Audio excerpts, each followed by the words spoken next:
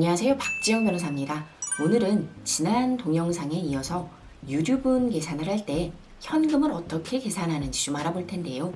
현금은 그냥 증여받은 당시 금액으로 산입을 시키면 되지 뭐가 어렵냐 라고 얘기하신 분들 있을 수 있습니다.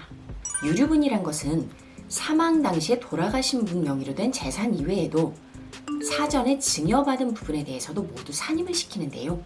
그 이유는 원래 모든 공동 상속인들이 공통적으로 같이 받았어야 되는 상속재산을 미리 당겨서 받은 것과 비슷하다라고 보기 때문입니다. 따라서 공동 상속인들 중에 사전에 증여를 받은 부분은 기간 제한 없이 모두 산입을 하고 제3자, 즉 손자, 며느리, 사위의 경우에는 돌아가시기 전 1년 것만 산입을 합니다.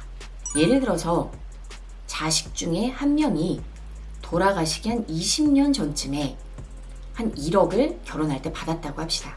현금으로 받은 경우에는 GDP 디플레이터라는 것을 계산합니다. 즉 20년 동안 물가 상승이 된 부분을 반영을 하는데요. 구체적으로 계산을 해보겠습니다. 예를 들어 20년에 돌아가셨고 15년도에 한 1억을 받았다고 합시다. 계산하기 편리하게요. 그러면 한국은행에서 매해 GDP 디플레이터라는 것을 내는데요. 15년도에는 해당 그 숫자가 100이었습니다. 2020년도에는 105.1인데요.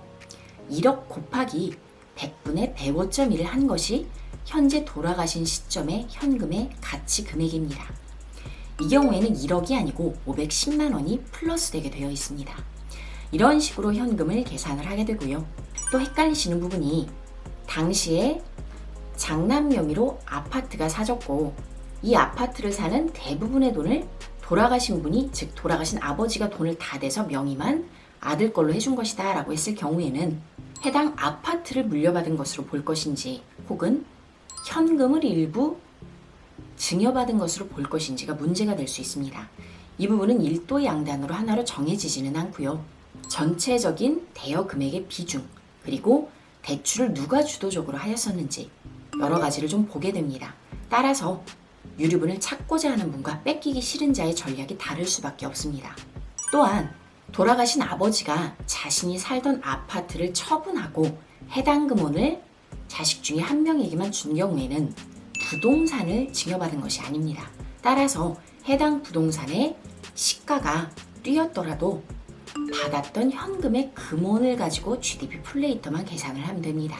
헷갈리지 말아야 할 것은 이미 증여를 받은 다음에 해당 부동산을 증여받은 사람이 처분한 경우에는 이 부동산을 계속 가지고 있던 것과 동일하게 모아서 해당 부동산의 사망 당시 시가를 가지고 유류분을 계산하게 됩니다.